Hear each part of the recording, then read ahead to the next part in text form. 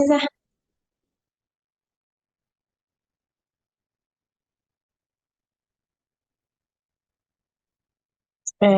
Assalamualaikum warahmatullahi wabarakatuh dan selamat sore saudara kepada teman-teman sekalian yang ada di ruang Zoom ini. Eh, Pertama-tama, marilah kita panjatkan puji syukur terhadap kehadirat Allah Subhanahu wa Ta'ala karena telah melimpahkan rahmat kepada kita untuk berkumpul di dalam ruang Zoom ini untuk mempresentasikan hasil kerja kami terkait mengenai norma-norma dalam tes psikologi. Eh, Sebelumnya, perkenalkan nama saya Pekito adalah Diba selaku moderator dari kelompok 3 ini. Adapun anggota kelompok saya yang pertama itu Bulgis Tita Rahman, Delphi Afriani, Desi Putri Amalia, Fahriya Nur Inayah, Fitra Sikrullah, dan Muhammad Iqbal Firmansyah. Eh, Selanjutnya saya persilakan kepada pemateri pertama yaitu Risa Farid.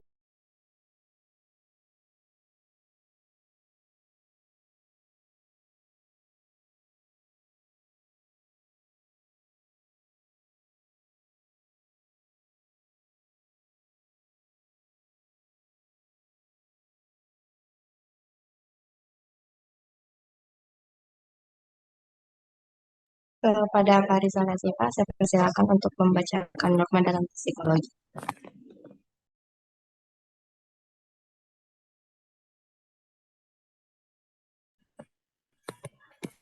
Baik, kita masuk.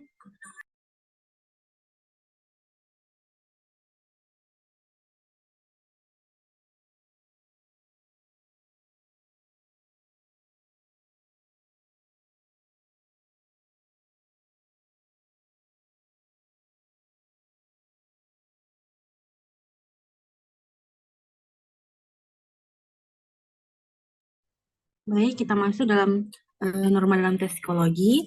Jadi definisinya itu, norma dalam psikologi merupakan variabilitas skor satu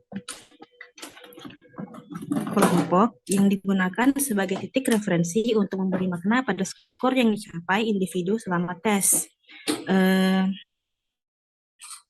Terus,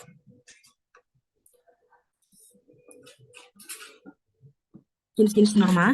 Yang pertama itu ada norma perkembangan, norma berdasarkan umur. Norma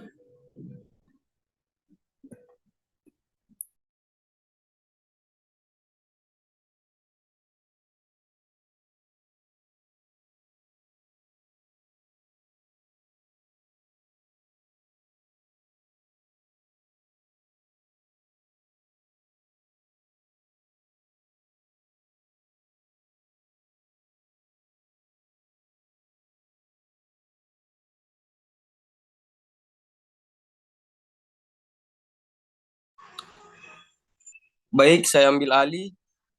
Norma dalam tes psikologi. Definisi norma dalam psikologi merupakan variabilitas skor suatu kelompok yang digunakan sebagai titik referensi untuk memberi makna pada skor yang dicapai individu selama tes.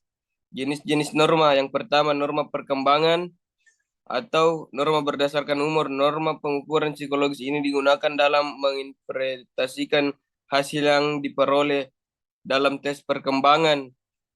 Standar perkembangan dibagi menjadi usia mental, usia dasar, rata-rata kelompok usia, skala ordinal, tes berbasis kriteria, dan meja tunggu. 2. Norma kelompok atau waiting group. Standar pengukuran digunakan untuk menentukan posisi subjek dalam suatu distribusi sampel normatif. Sampel normatif adalah skor subjek dibandingkan dengan skor kelompok. Ada beberapa skala yang berbeda, yaitu skor persentil dan skor standar, yang selanjutnya dibagi menjadi Z-score, C-score, Stannin, dan penyimpangan IQ.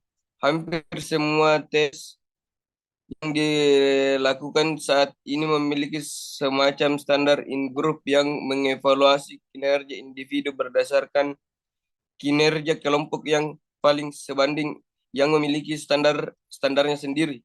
Berikut merupakan jenis norma kelompok yang sering digunakan.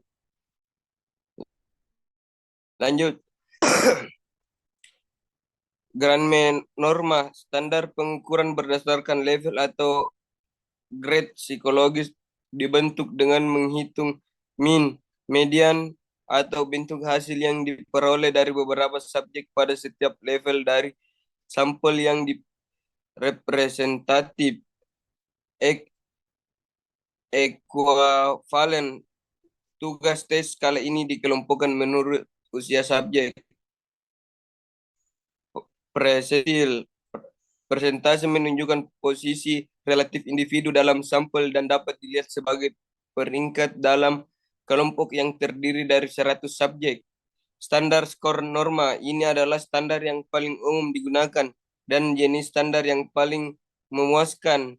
Pembentukannya didasarkan pada suatu proses yang diawali dengan mengukur ciri-ciri psikologis tertentu dari sekelompok subjek dalam suatu sampel yang dapat mewakili satu populasi. Anda juga akan mengetahui berbagai skala pengukuran dalam psikologi, pendekatan fungsional dalam psikologi, dan hubungan antara psikologi dan statistik. Mungkin itu dari saya kembalikan ke moderator.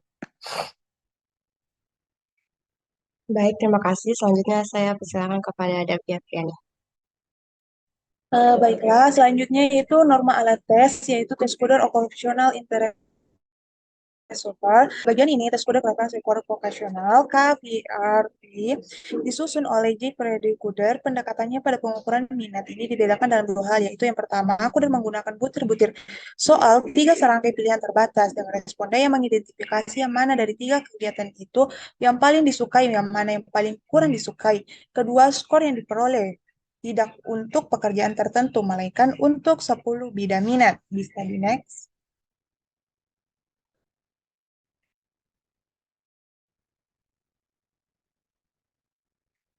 Nah, adapun ada administrasi waktunya, yaitu waktu pengerjaannya 40-60 menit, udah itu skala normal, yaitu bisa dikatakan 2 jam pada istilah-istilah tes minat ini. Nah, material tesnya itu yang pertama buku kuder, lembar jawaban kuder, dan kunci jawaban kuder dengan 11 kunci, norma standar kuder, dan alat tes. Dengan pelaksanaannya ini dilaksanakan secara individual maupun klasikal. Adapun langkah-langkah pelaksanaan yaitu subjek diminta untuk memilih satu pekerjaan yang paling disukai dan yang paling tidak disukai dari 3 golongan pekerjaan yang terdiri dari 3 pekerjaan. Cara memberikannya dengan memberikan tanda X pada lingkaran yang berada di sebelah kiri untuk pekerjaan yang disukai dan memilih yang tidak disukai pada lembar sebelah kanan. Nah, catatannya, subjek dapat membaca instruksi lebih detail pada halaman depan buku persoalan. Bila terjadi kesalahan dan ingin membetulkan jawabannya, maka lingkarilah jawaban yang salah dan beri tanda X pada jawaban yang benar. Juga perlu ditegaskan pada subjek bahwa waktu yang dipergunakan sangat terbatas, maka bekerjalah secepat-cepatnya. Dengan scoring, mencocokkan jawaban subjek dengan kunci 0, 1, 2, 3, 4, 5, 6, 7, 8, 9. Memasukkan skor mentah ke kolom sebelah kiri di lembar jawaban. Melihat tabel norma standar dan memasukkan hasilnya skor standar ke kolom sebelah kanan. Persentil di lembar jawaban. Saya serahkan ke Miko. Baik, selanjutnya saya persilakan kepada Faria Irnaya untuk membacakan interpretasi dari tes Coder dan juga normanya. Baik, materi selanjutnya itu interpretasi. Yang pertama, outdoor, yaitu di mana pekerjaan aktivitasnya dilakukan di luar atau pekerjaan yang tidak berhubungan dengan hal-hal yang sifatnya rutin. Contohnya petani. Yang kedua, mekanik, yaitu pekerjaan yang berhubungan atau menggunakan mesin, alat-alat, dan daya mekanik. Contohnya tukang bubut. Yang ketiga, komputasional, yaitu pekerjaan yang berhubungan dengan angka-angka. Contohnya akuntan. Yang keempat, saintifik, yaitu pekerjaan yang dapat disebutkan sebagai keaktifan dalam hal analisa dan penyelidikan, kimia, eksperimen, dan ilmu pengetahuan pada umumnya. Contohnya ahli biologi. Yang kelima, persuasif, yaitu pekerjaan yang berhubungan dengan manusia, diskusi membujuk, bergaul dengan orang lain. Pada dasarnya adalah pekerjaan yang membutuhkan kontak dengan orang lain, contohnya penyiar radio.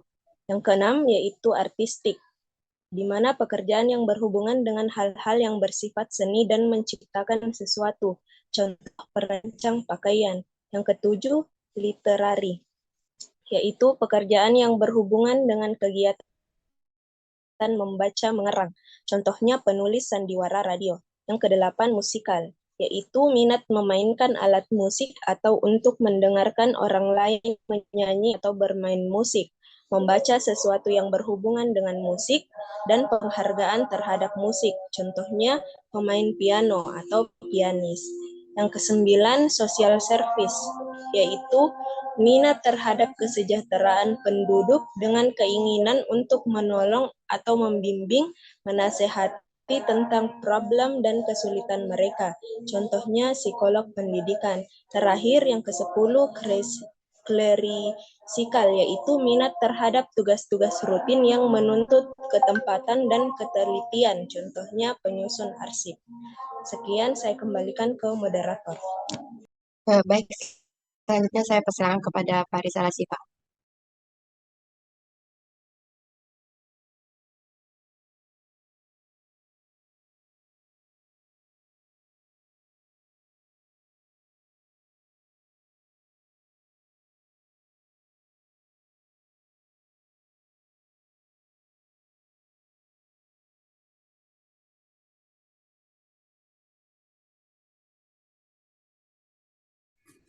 Baiklah, terima kasih atas kesempatan yang diberikan kepada saya. Jadi, kita masuk di bagian norma. Yang A itu 0 sampai 24%. Minat rendah, subjek kurang menyukai kegiatan pada bidang tersebut. Yang B itu 25 sampai 24%. Cukup menyukai atau tidak terlalu suka, daerah minat rata-rata. Subjek cukup menyukai kegiatan pada bidang tersebut. Yang C 75 sampai 100%. Daerah minat yang tinggi, subjek paling menyukai kegiatan pada bidang tersebut. Kemudian, the strong interest inventory. Tes kepentingan strong interest inventory, sering disingkat SII, adalah salah satu tes psikodiagnostik yang digunakan untuk mengukur minat dan profesi karir seseorang. Tes ini dikembangkan oleh Donald Super dan hasilnya digunakan untuk membantu dalam pengambilan keputusan karir, pemilihan jurusan studi, dan pemilihan pekerjaan.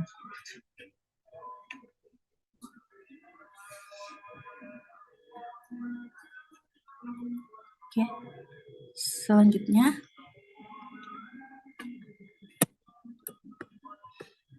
administrasi. Waktu. Nah, butuh 30-45 menit untuk mengisi 225 item pertanyaan. Material tesnya, lembaran jawaban, dan buku panduan. Pelaksanaan tesnya itu, yang A dilakukan secara B, kelompok, C, individu, D, online, E, wawancara juga diperbolehkan. SII dapat dilakukan oleh ahli psikologi yang terlatih dalam pengelola alat tes psikodiagnostik. Langkah-langkah pelaksanaannya itu yang pertama, persiapan. Periksa alat tes, bahan, dan prosedur. Berikan penjelasan tentang tes kepada siswa. Yang kedua itu administrasi. Bagikan alat tes, buku pertanyaan, dan pensil. Berikan petunjuk pengerjaan. Yang ketiga, pelaksanaan. Awasi siswa selama mengerjakan tes. Pastikan semua item terjawab. Keempat, scoring. Gunakan kunci jawaban untuk menyoring jawaban siswa ke dalam skor minat. Yang kelima, interpretasi. Bandingkan skor minat dengan norma untuk menginterpretasikan hasil tes. Kesimpulan diberikan berdasarkan skor T dan profil minat. 6. Pelaporan. Buat laporan tes yang berisi skor mentah, skor T, skor stat-minnya, dan interpretasi. Untuk setiap subtes ini berikan juga saran berdasarkan hasil tes. Scoring. Skor T antara 40-60 dianggap sebagai minat yang normal dan wajar untuk umur dan jenis kelamin peserta. Skor di luar rentang ini dapat menunjukkan minat yang sangat tinggi. T lebih besar dari 70 atau rendah. T lebih kecil dari 30 pada suatu skala. Kemudian, pola skor T untuk setiap skala dianalisis secara komprehensif untuk memahami kekuatan dan arah minat peserta. Hasil diinterpretasikan secara akurat dengan memperhatikan psikografik peserta dan validasi konstruksi dan tes.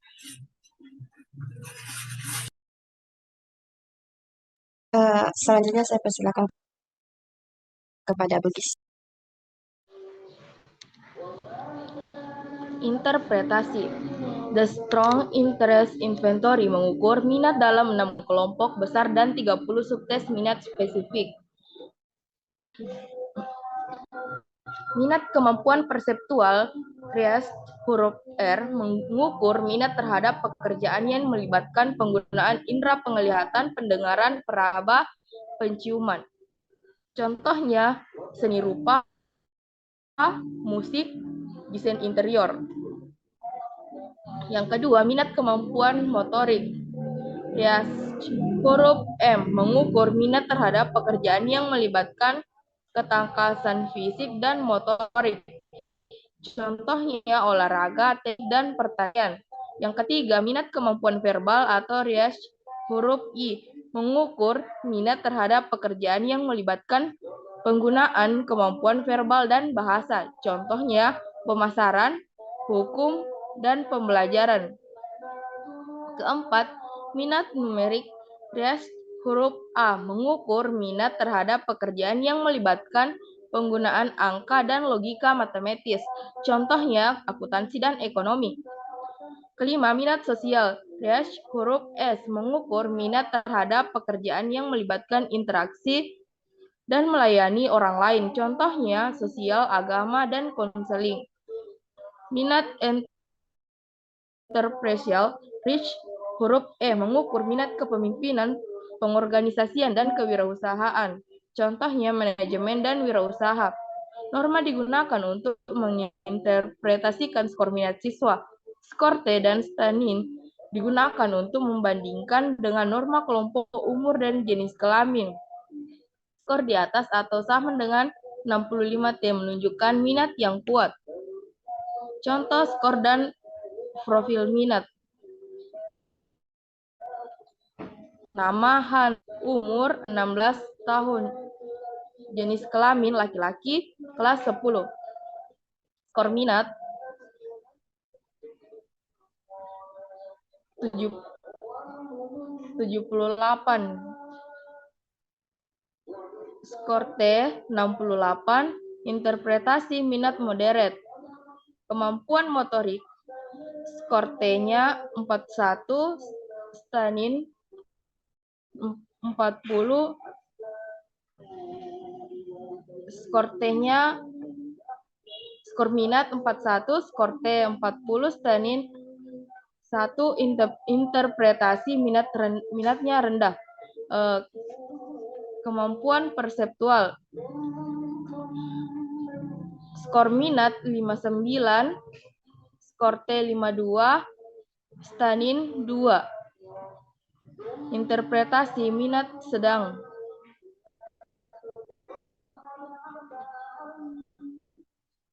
Numerik 32.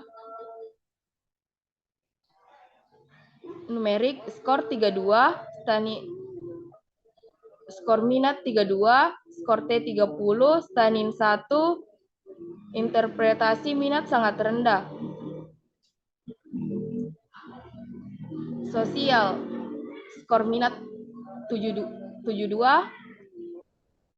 skor T 64, Stanin 3. Interpretasi minat moderat. Interpretasial, skor minat 87, skor T 70, Stanin 4. Interpretasi minat kuat. Dari profil di atas, Hans memiliki minat kuat dalam interpretasial, kepemimpinan, dan kewirausahaan. Dengan skor T 70, dia juga memperlihatkan minat moderat dalam kemampuan verbal dan sosialnya. Minatnya dalam kemampuan motorik, kemampuan perseptual, dan numerik cenderung rendah. Profil ini dapat membantu Hans dalam pemilihan jurusan kuliah dan karir sesuai dengan minat dan potensinya. Interpretasi profil minat perlu Fokuskan pada nilai skor T dan STANIN, bukan nilai skor mentah. Skor mentah hanya memberikan gambaran awal. Saya kembalikan ke moderator. Kepada Fikrah.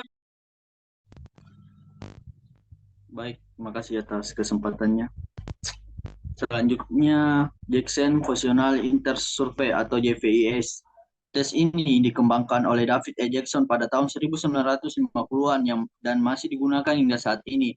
Tujuan JVIS adalah untuk mengidentifikasi minat karir dan preferensi pekerjaan seorang agar dapat membantu dalam pemilihan karir yang relevan dan keunggulan dan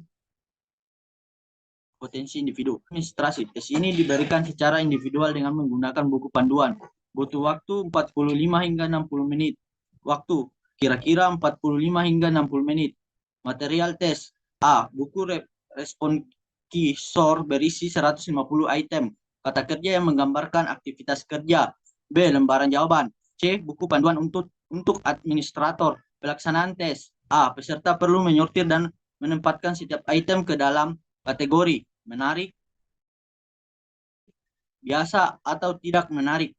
B. Tidak ada jawaban benar atau salah, hanya kesesuaian dengan minat peserta kerja. C. Peserta bebas menyortir kembali item hingga puas. Scoring. A. Setiap item diberi skor +1 menarik, 0 biasa, atau -1 tidak menarik. B. Skor untuk setiap kategori dikumpulkan menjadi indeks minat kerja. Indeks positif menunjukkan minat, negatif menunjukkan tidak minat. Norma. Skor indeks masing-masing kategori dibandingkan dengan norma umur dan jenis kelamin. B. Pola skor indeks dianalisis untuk mengidentifikasi kekuatan dan arah minat kerja peserta. C. Indeks tinggi ABS Sol kurang lebih 40 mengidentifikasikan minat yang kuat. D. Hasil diinterpretasikan berdasarkan background dan tujuan penilaian peserta. E. Rekomendasi dibuat berdasarkan pilihan karir yang sesuai dengan pola minat peserta. Langkah-langkah pelaksanaannya. 1. Persiapan. Periksa alat tes, bahan, dan prosedur. Berikan penjelasan tentang tes kepada siswa. 2. Administrasi. Bagikan alat tes, buku pertanyaan, dan pensil. Berikan petunjuk pengerjaan sesuai manual. 3. Pelaksanaan. Awasi siswa selama mengisi pertanyaan dalam buku. Pastikan semua siswa menjawab. 4. Scoring. Gunakan kunci jawaban elektronik untuk menyokring jawaban ke dalam skor minat, skor mentah, dan T dihasilkan. 4. Interpretasi. Bandingkan skor T dengan norma kelompok acuan untuk menentukan kekuatan relatif minat dan dalam berbagai bidang pekerjaan. 6. Pelaporan. Buat laporan tes yang berisi skor mentah, skor T, dan interpretasi untuk membantu dalam pemilihan jurusan kuliah atau karir. Berikan juga saran jika diperlukan. Sekian dari saya kembali. Selanjutnya saya persilakan kepada Desi Putri. Interpretasi. Jackson Vocational Interest Survey atau JVIS mengukur minat terhadap berbagai bidang pekerjaan melalui 4 skala subtes. Yang pertama, skala sosial, yaitu mengukur minat pekerjaan yang melibatkan interaksi dan membantu orang lain, seperti konseling, pendidikan, dan pekerjaan sosial. Bidang pekerjaan mencakup konseling, pendidikan, pelayanan perawatan, pekerjaan sosial, manajemen acara, manajemen perekrutan, dan lain-lain. Yang kedua itu skala enterprising, yang mengukur minat terhadap pekerjaan yang melibatkan kepemimpinan, persuasi, dan manajemen, seperti pemasaran, penjualan, dan manajemen. Bidang pekerjaan mencakup pemasaran, penjualan, manajemen bisnis, manajemen keuangan, manajemen operasional, dan lain-lain. Dan yang ketiga, skala teknikal, yaitu mengukur minat terhadap pekerjaan yang melibatkan penggunaan peralatan, teknik, dan keterampilan teknis, seperti ilmuwan, insinyur, desainer, dan pekerjaan manual. Bidang pekerjaan mencakup ilmu alam, teknik, rekayasa, desain grafis, desain produk, perawatan transportasi, dan lain-lain. Yang keempat ada skala kreatif, itu mengukur pekerjaan kreatif dan ekspresif, seperti seni, musik, penulisan, periklanan, dan hubungan masyarakat. Bidang pekerjaan mencakup seni rupa, seni teater, musik, tulisan, penyuntingan, desain grafis, fotografi. Masing-masing skala diukur dengan pertanyaan yang berkaitan dengan kesenangan dan kemampuan yang digambarkan dalam setiap bidang pekerjaan. Skor tinggi dalam salah satu skala menunjukkan kecenderungan kuat terhadap kelompok minat yang